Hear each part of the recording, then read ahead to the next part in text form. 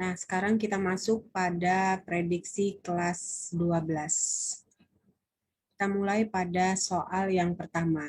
Nah, soal yang pertama ini adalah soal yang tidak terlalu sulit karena ini sudah umum. Soal-soal seperti ini sudah umum dan tidak terlalu membutuhkan pembahasan yang lebih rinci. Nah, di soal ini disebutkan peristiwa berikut ini yang menandai selesainya profase mitosis mamalia adalah: satu, setiap kromosom telah mengalami duplikasi. Ingat, fase profase itu adalah fase awal dari pembelahan sel, di mana pada profase ini ditandai dengan yang pertama adalah benang kromatin itu berubah menjadi kromosom. Dia memendek dan menebal menjadi kromosom. Kemudian membran inti dan anak inti mulai menghilang.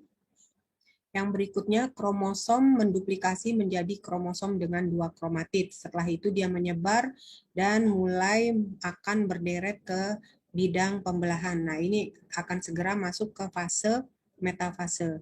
Nah, jika kalau kita lihat pada pernyataan di sini dikatakan setiap kromosom telah mengalami duplikasi.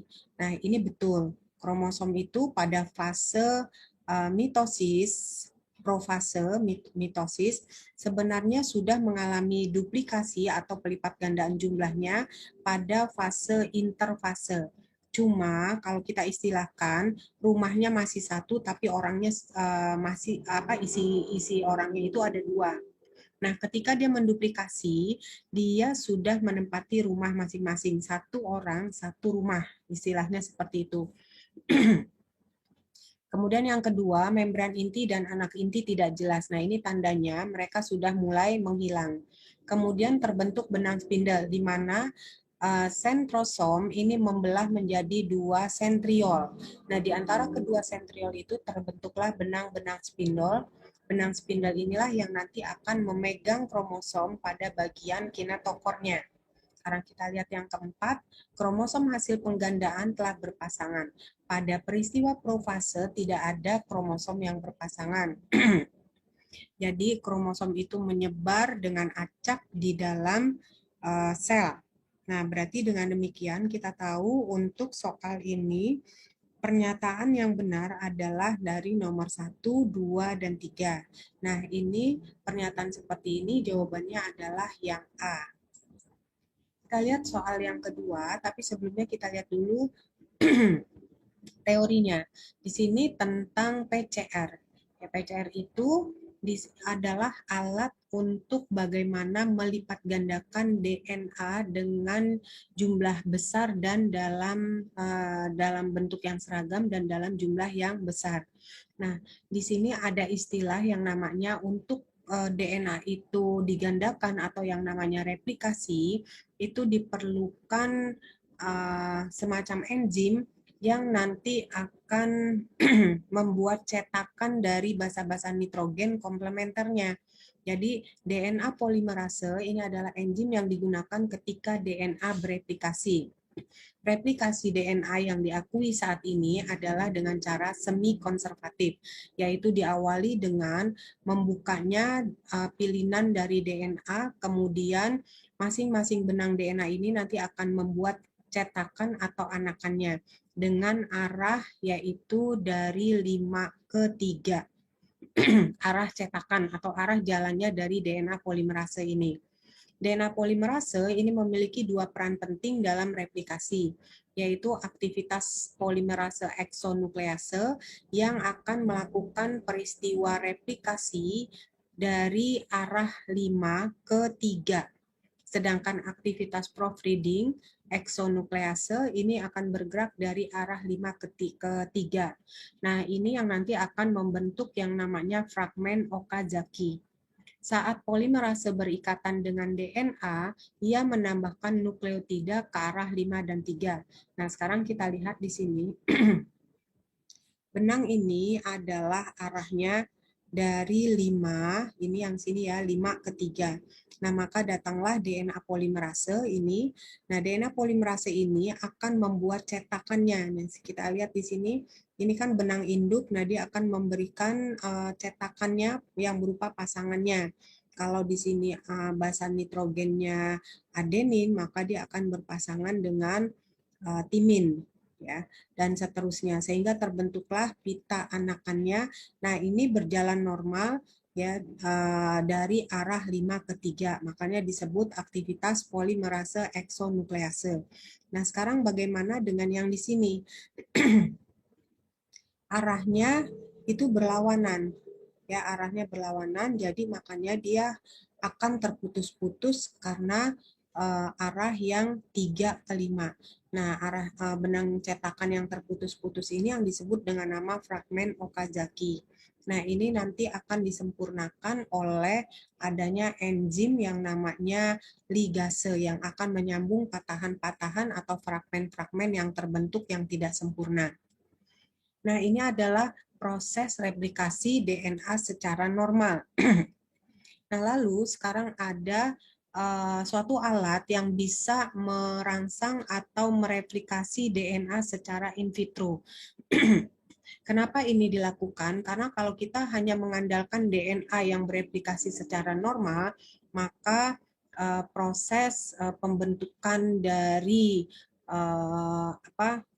karena sekarang yang namanya PCR ini dimanfaatkan untuk berbagai macam pengobatan penyakit, ya. Nah, kalau dikembangbiakan secara normal atau direplikasi secara normal, maka hasilnya tidak menjadi maksimal. Nah, kita tahu DNA polimerase ini adalah enzim yang hanya bekerja pada suhu tubuh. Dia tidak mampu bekerja pada suhu yang tinggi. Nah, sedangkan PCR itu adalah suatu alat yang memungkinkan bekerjanya enzim pada suhu di atas dari rata-rata. Nah, oleh sebab itu untuk tetap adanya DNA polimerase di dalam alat yang namanya PCR, maka harus dibentuklah yang namanya DNA polimerase rekombinan.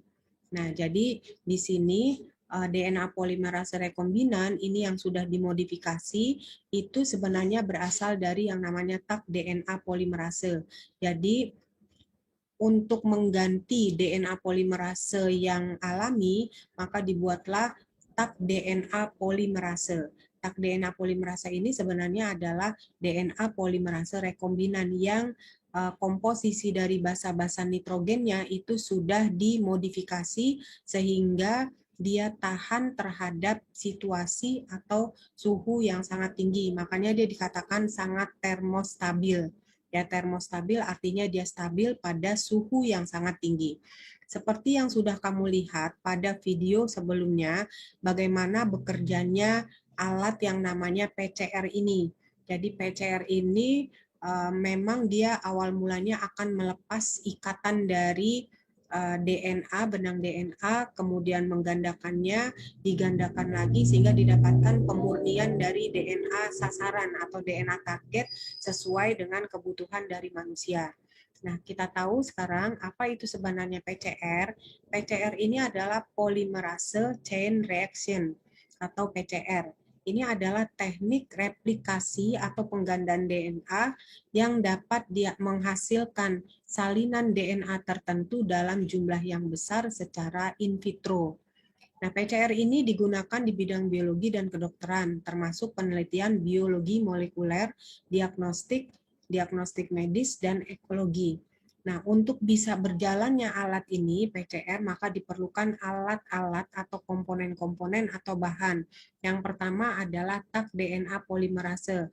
Nah, inilah yang akan mengganti DNA polimerase normal untuk melakukan proses replikasi, yaitu proses elongasi ya pada replikasi DNA.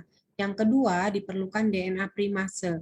DNA primase ini adalah DNA yang memberi tanda awal di mana DNA polimerase itu akan mulai bekerja. Yang berikutnya adalah untai atau potongan DNA yang akan digandakan atau direplikasi.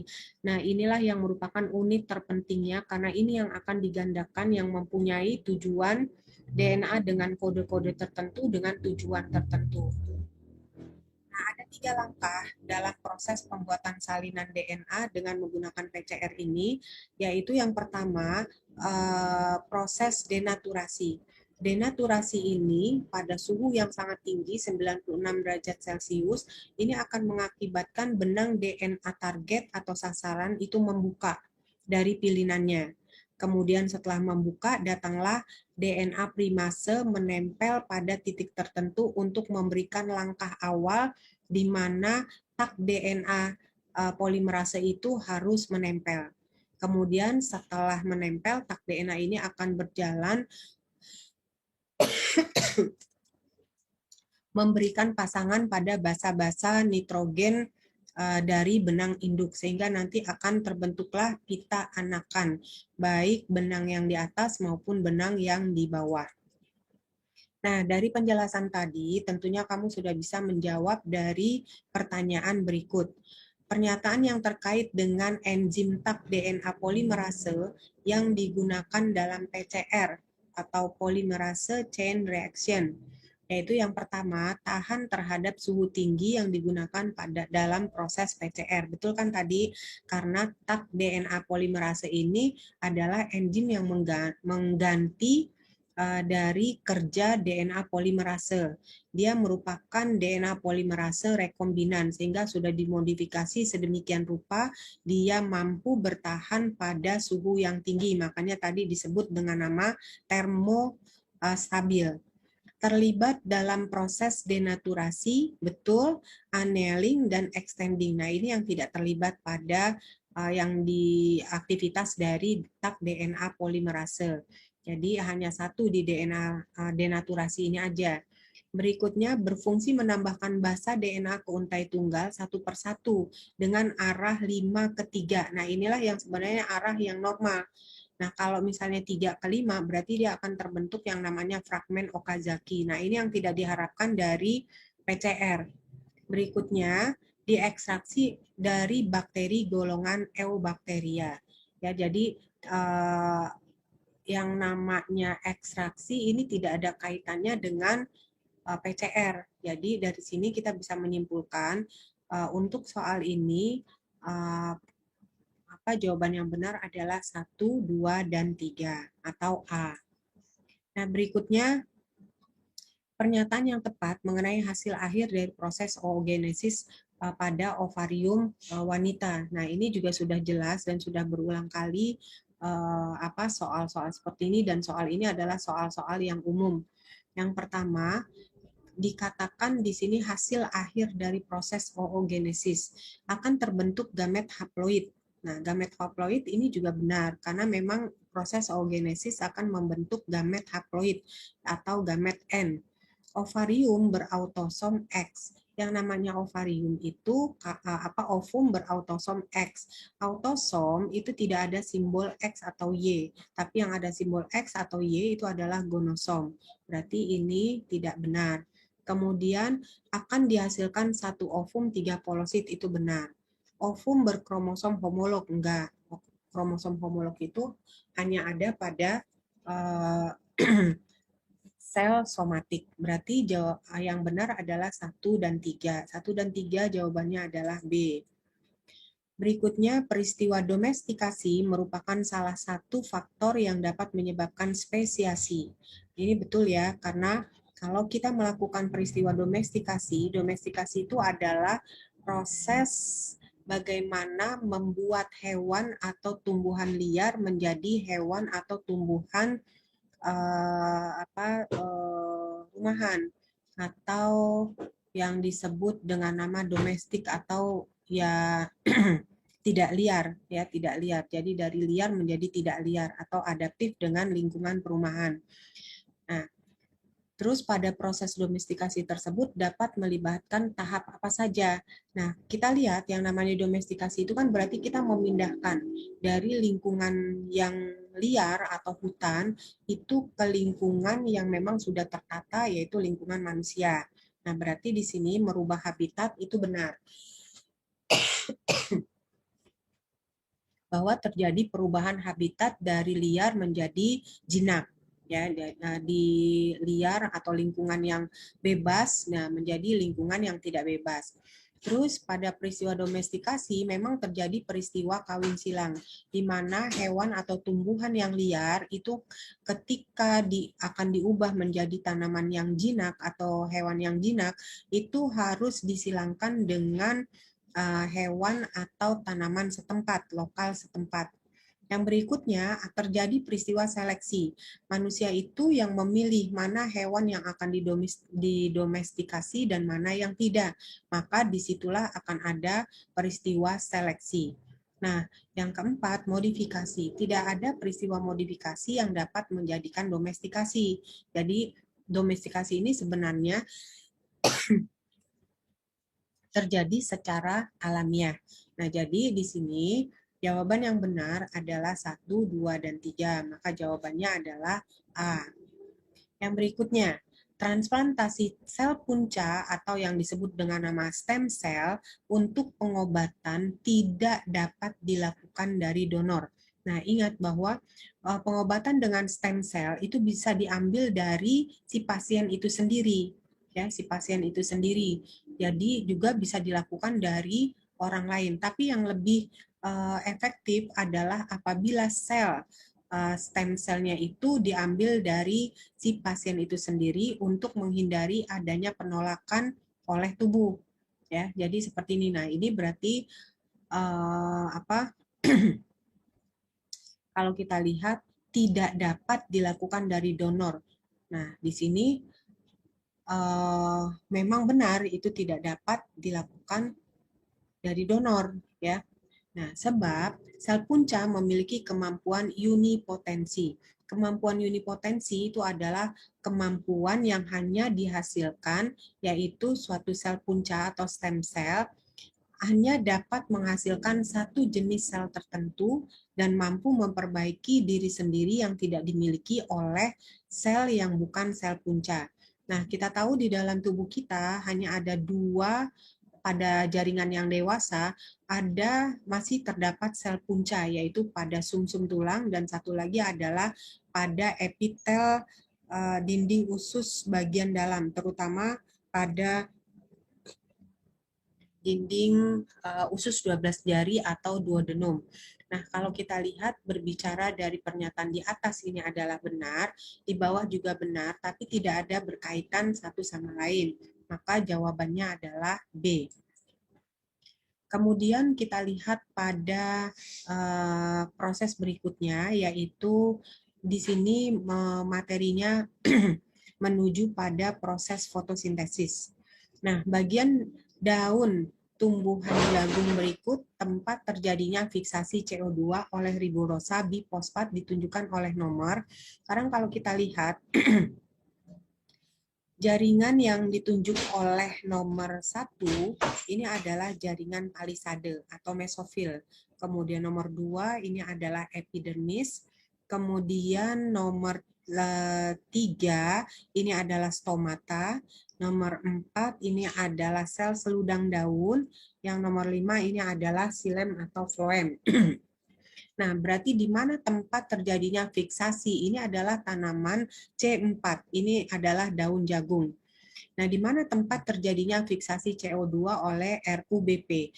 RUBP itu memfiksasi, dia banyak terdapat di dalam sel-sel seludang daun. Maka peristiwa fiksasinya terjadinya di nomor 4. Karena nomor 4 ini adalah sel seludang daun. Berikutnya kita lihat soal yaitu penambahan KMNO4 pada kemasan buah-buahan yang dikirim ke suatu tempat itu bertujuan untuk menghambat pematangan buah yang dipengaruhi oleh hormon. Nah, kita tahu ini adalah zat kimia yang kerjanya berlawanan dengan etilen. Kalau etilen mempercepat pemasakan buah sehingga buah yang tadinya mentah, keras itu menjadi lunak. Nah, kalau KMNO2, KMNO4 ini adalah senyawa kimia yang menghambat keluarnya hormon gas etilen. Nah, sehingga kalau hormon ini dihambat pengeluarannya, maka proses pemasakan buah juga menjadi terhambat. Nah, makanya KMNO4 ini banyak dimanfaatkan untuk ekspor buah-buah yang supaya tidak masak di jalan, maka ditambahkanlah KMNO4. Ya, KMNO4. Jadi kita tahu di sini KMNO4 merupakan senyawa yang memiliki sifat oksidator. Oksidator yang kuat terhadap etilen. Makanya karena kalau buah tersebut menghasilkan hormon gas etilen, maka itu akan dioksidasi sehingga dia menjadi pecah. Jadi tidak lagi berupa senyawa gas etilen. KMNO4 yang ditambahkan pada buah mencegah gas etilen untuk bekerja memasakkan buah, sehingga buah itu tetap dalam keadaan keras dan mentah. Namun kontak langsung antara kristal KMNO4 dengan buah itu tidak dianjurkan karena kristal ini sangat kuat dan dia akan bisa membusukkan atau merusak dari buah. Nah, jadi dengan demikian hormon apa yang berlawanan dengan KMNO4 itu adalah yang berkait dengan hormon pemasakan buah yang namanya hormon gas etilen. Nah, sampai di sini video pembahasan dari prediksi materi UTBK. Semoga bermanfaat. Wassalamualaikum warahmatullahi wabarakatuh dan selamat malam.